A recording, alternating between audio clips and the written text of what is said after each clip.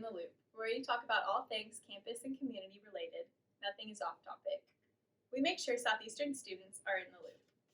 I'm here with Dr. Tim Boatmun, Vice President for Enrollment Management, or better known as the man who coined the phrase, "why I wouldn't want to work anywhere else." Tim has been a staple here at Southeastern for years and has recently announced his retirement. I'm going to be talking with Tim today about his time in Southeastern and asking a few questions you're dying to know the answers to. So Tim, you've been here at Southeastern for a while now. We're curious about your all-time favorite memory from your time here. You know, probably my all-time favorite memory has to be when we opened up the Center for Student Success in its new location. For about my first 10 years, the Advising Center and the Native American Center and the Learning Center were all in the basement of the library. And it was difficult, and so we received a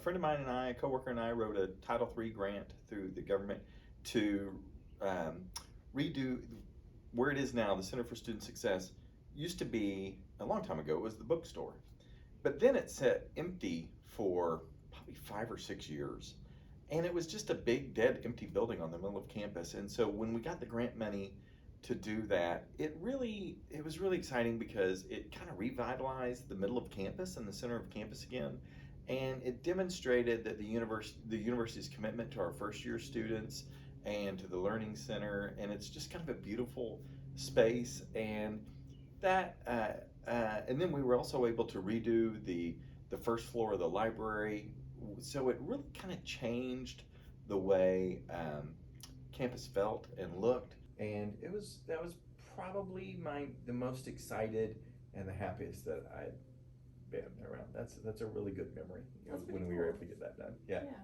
So you spent the beginning of your 20s right here at Southeastern. I did.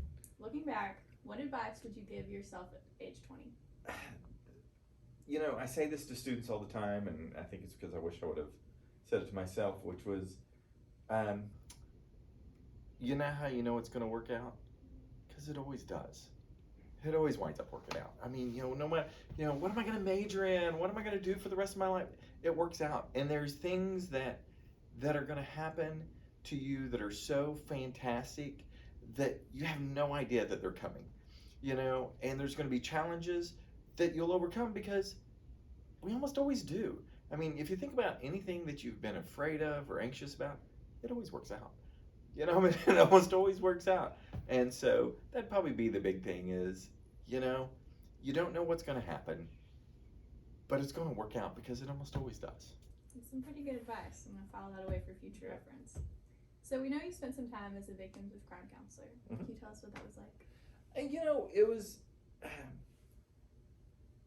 it was really wonderful. I mean, after I graduated from Southeastern, I went to grad school to be a counselor, and then I spent 12 years working with victims of abuse, and victims. And a lot of times it's kind of interesting. We talk about crime, but we don't talk about child abuse being a crime. But it's a crime. And so, as the victims of crime counselor, and people, it's hard to say I enjoyed working with people who've experienced so much pain. But when you're around children and adults who have that much resilience, who've experienced just the worst that life has to offer, but yet they still have grace and they still have hope, it helps us put our own, whatever we're going through, into perspective. They're still kids, so they were fun, and fun to be around. And so, yeah, it was hard. It was emotionally difficult, but it was also so rewarding just to be around people who've gone through trauma and have came out on the other side and still have grace and compassion for others. That's pretty amazing. That's amazing. Mm-hmm. Well, we're glad we have you at Southeastern here now. Thanks. So next up, we've got a fun little game that I like to call the speed round. Mm-hmm, you bet. So you have 1 minute to answer as many as possible, and if you run out of time, you get slimed. There you go. Not really. Okay. Are you ready? I'm ready. Okay. And go. Toilet paper, over or under? I reject the premise of the question. Sideways. What's your go-to comfort food? French fries. Sock, shoe, or sock, shoe. Sock, shoe.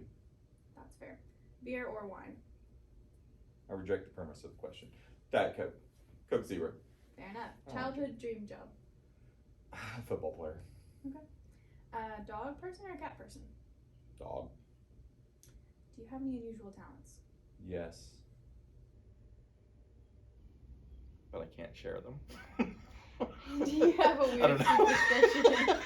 Yes, I have to put my right sock on first. And I have to put my right shoe on first. Good to know. Would you rather be pretty or smart? I'd rather be pretty smart. Smart. That's a good answer. What's your favorite ice cream flavor? Chocolate.